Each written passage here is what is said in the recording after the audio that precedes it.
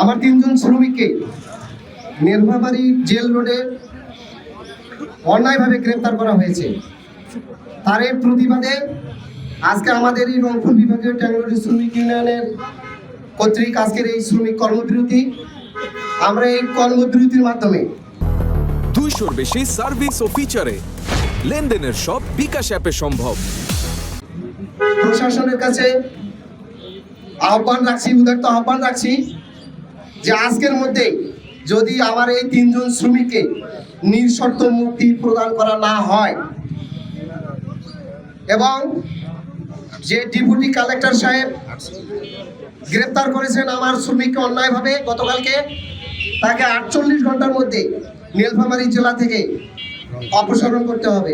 প্রয়োজনে রংপুর বিভাগে সব জেলা থেকে ওনাকে অপসারণ করতে হবে। রংপুর বিভাগ বাদ দিয়ে অন্য কোনো বিভাগে ওনাকে দায়িত্ব দিতে পারবে, আমাদের পক্ষ থেকে কোনো সমস্যা থাকবে না।